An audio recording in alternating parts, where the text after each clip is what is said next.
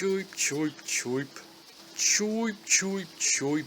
When the evil contender attacks, them gator boys don't come no slack. Crocs don't want crocs. Gator power. Welcome to this town filled with crime, a very healthy underground fighting scene, and a surprisingly healthy legitimate one too. Plus some sci-fi and fantasy stuff thrown in for good measure. Although maybe not. It looks like he's wearing a mask and socks. And maybe the rest's body paint? You encounter all of these things on the journey to avenge the death of your father. So first things first, this game obviously has a comedic lean. How can it not? It has multiple Teenage Mutant Ninja Turtles references in it. Plus it references Rocky, Street Fighter, as well as I believe a figure in real-world boxing. A whole mess of fighting tropes are thrown together, and somehow present something lovely. It has some training Montage Bit music to boot.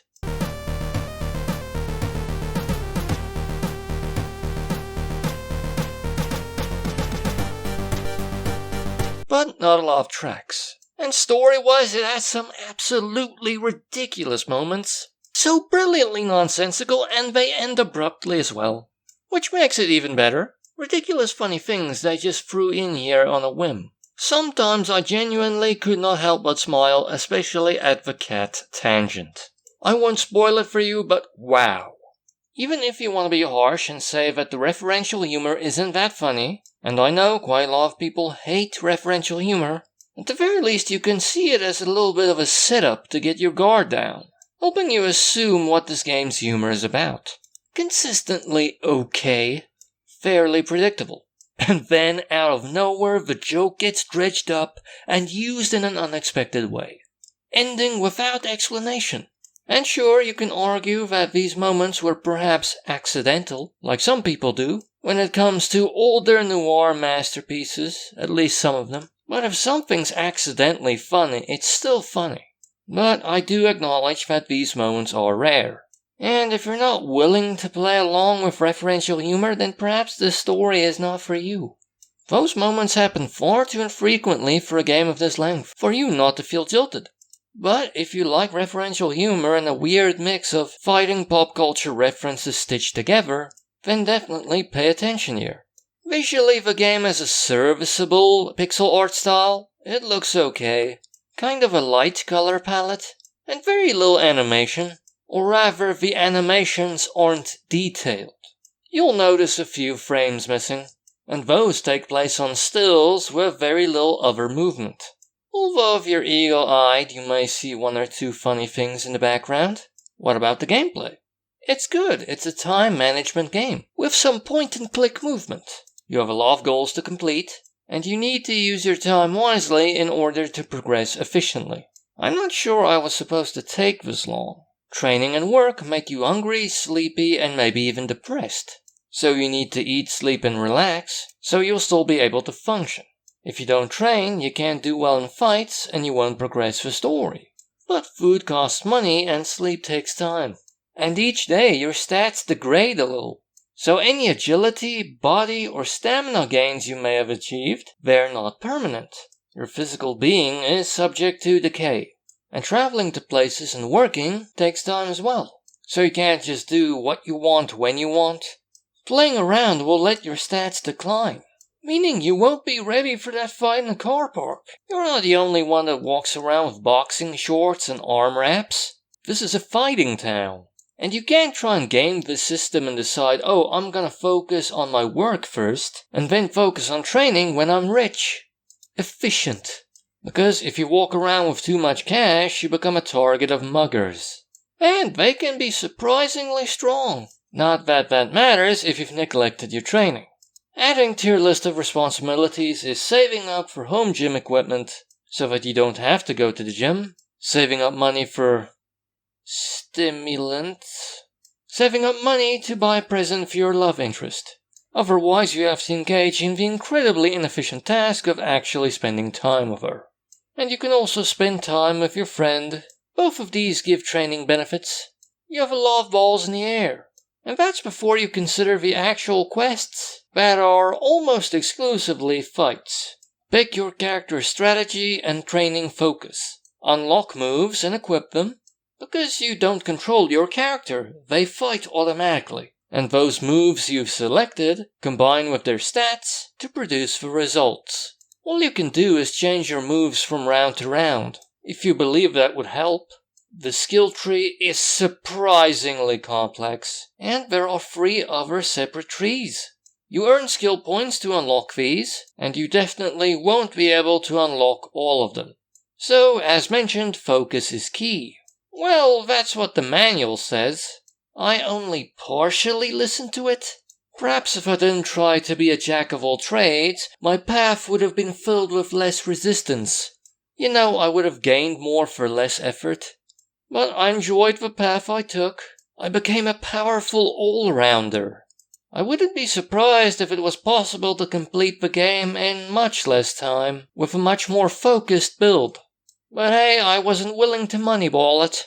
Maybe you will glean more joy from these graphs. I was just happy to see my fighter fight. As long as the trend was I was taking more damage off of them than they were taking off of me. But pretty soon you probably will do as I did, and start relying on the speed up function as default, to make it more fast-paced and tense.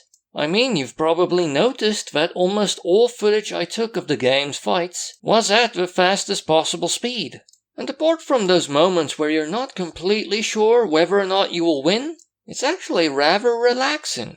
And somehow the training montage music did not annoy me after being played and played and played. And I just sat there, looking at my fighter build muscle tone.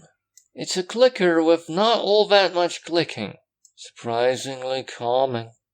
The game does have some unrefined elements though, which can be especially glaring when you consider how few moving parts the game has.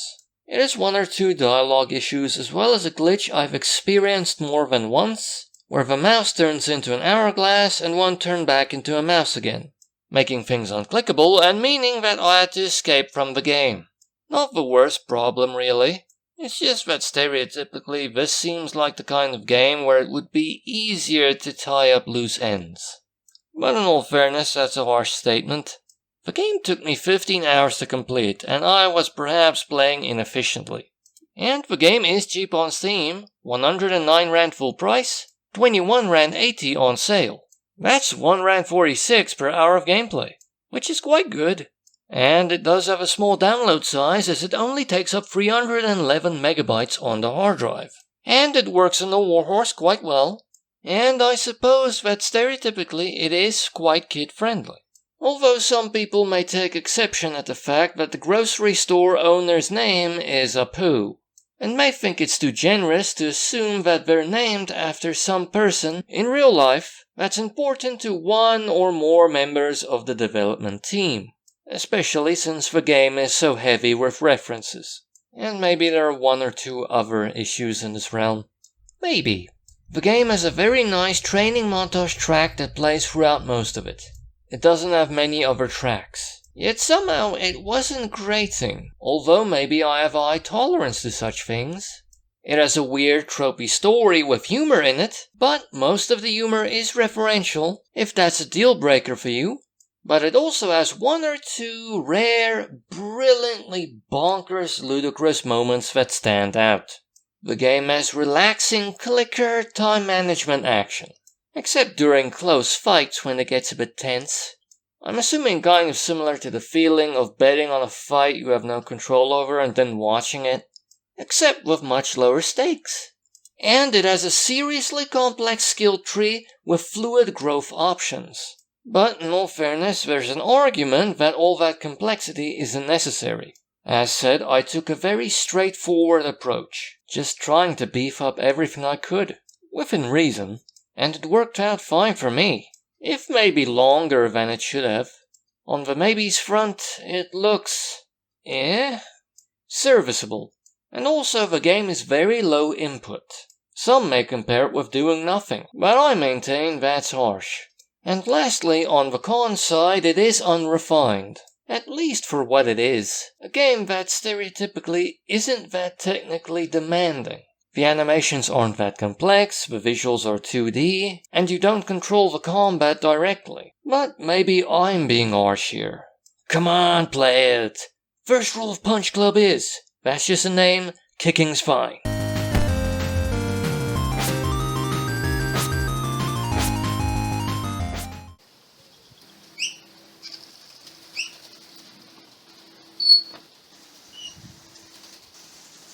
Cheap, cheap, cheap.